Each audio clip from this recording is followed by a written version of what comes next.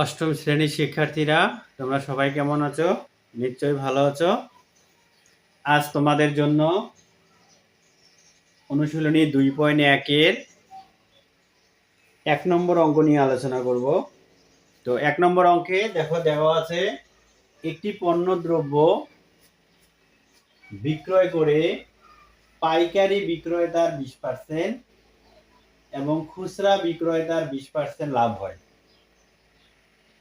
যদি দ্রব্যটি খুচরা বিক্রয় মূল্য 576 টাকা হয়, তবে পাইকারি বিক্রেতার ক্রয় মূল্য কত? তো আমাদের প্রথমে কাজ করতে হবে, যেহেতু খুচরা বিক্রেতার বিক্রয় মূল্য দিছে, খুচরা বিক্রেতার বিক্রয় মূল্য দেওয়া আছে, সেহেতু আমরা প্রথমে এই খুচরা বিক্রেতার বিক্রয় মূল্য দিয়ে কাজ করব।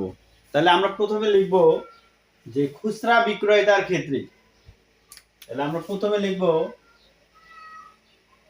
খুচরা বিক্রেতার ক্ষেত্রে,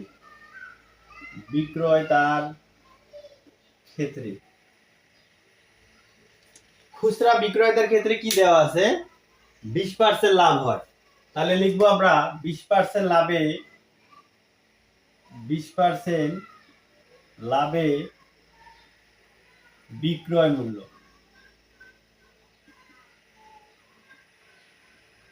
তাহলে যদি লাভ হয় তাহলে আমরা যোগ করব, যেহেতু 20% লাভ হয়, পার্সেন্ট অর্থাৎ 100, তার মানে 100 টাকায় 20 টাকা লাভ হয়।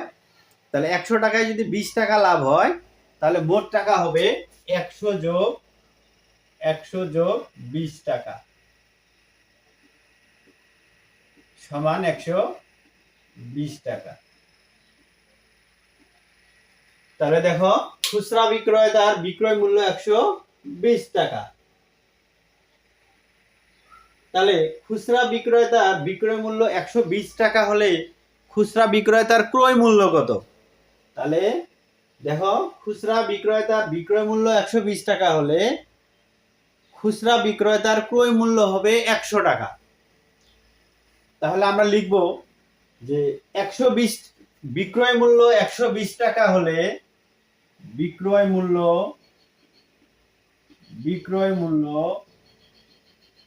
120 টাকা হলে ক্রয় মূল্য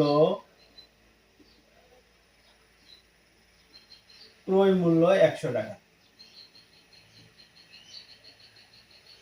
আবার খুচরা বিক্রয় মূল্য 1 টাকা হলে ক্রয় মূল্য যেহেতু কম হবে, তাহলে ভাগ 120 টাকা। বিক্রয় মূল্য 576 টাকা দেওয়া আছে, খুচরা বিক্রেতার বিক্রয় মূল্য দেওয়া আছে 576 টাকা। তাহলে খুচরা বিক্রেতা বিক্রয় মূল্য 576 টাকা হলে ক্রয় মূল্য 100 গুণন 576 ডিভাইডেড 120 টাকা। তাহলে আমরা কি করব? 100 গুণন 576,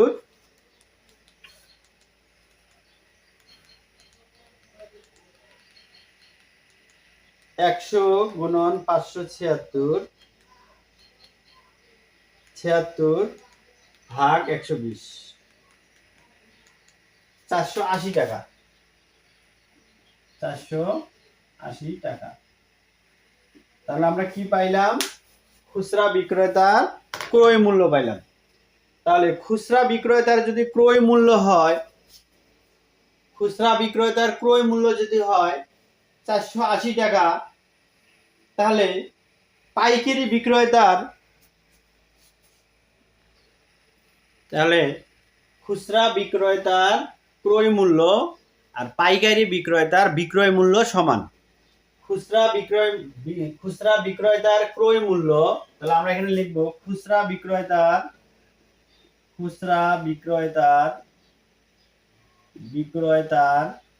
ক্রয় মূল্য সমান পাইকারি বিক্রেতার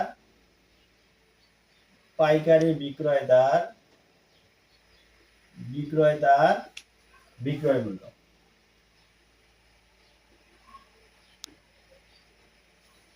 তাহলে যেহেতু খুচরা বিক্রেতার ক্রয় মূল্য আর পাইকারি বিক্রেতা বিক্রয় মূল্য সমান, তার মানে 480 টাকা হলো পাইকারি বিক্রেতার বিক্রয় মূল্য। তাহলে এখন আমরা লিখব পাইকারি বিক্রেতার ক্ষেত্রে, পাইকারি বিক্রেতার ক্ষেত্রে,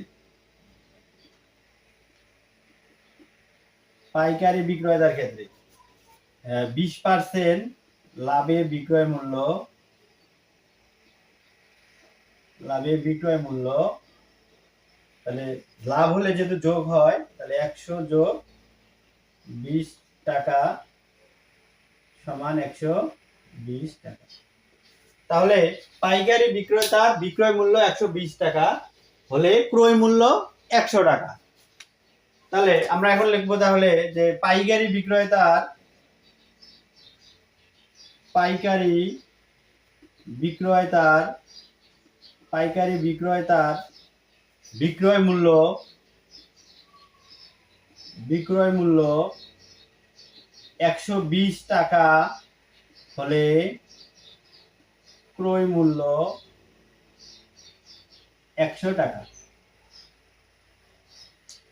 পাইকারি বিক্রেতার বিক্রয় মূল্য 1 টাকা হলে ক্রয় মূল্য 100 ভাগ 120 টাকা।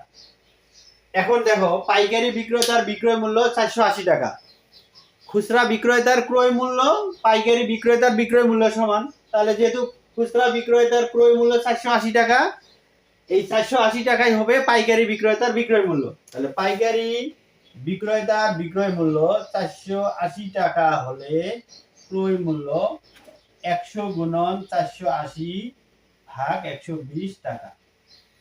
এখন আমরা উপরের 100 এবং 480 গুণন করব, গুণন করে 120 দ্বারা ভাগ করব, ভাগ করলে যা হবে তাই হবে পাইকারি বিক্রেতার বিক্রয় ক্রয় মূল্য। 100 গুণন 480, 480 ভাগ 120, তাহলে হবে 400 টাকা। তাহলে এই 400 টাকাই হবে পাইকারি বিক্রেতার বিক্রয় মূল্য। তাহলে আজ এই পর্যন্তই, অঙ্কটা খুব ইম্পর্টেন্ট। ধন্যবাদ সবাইকে।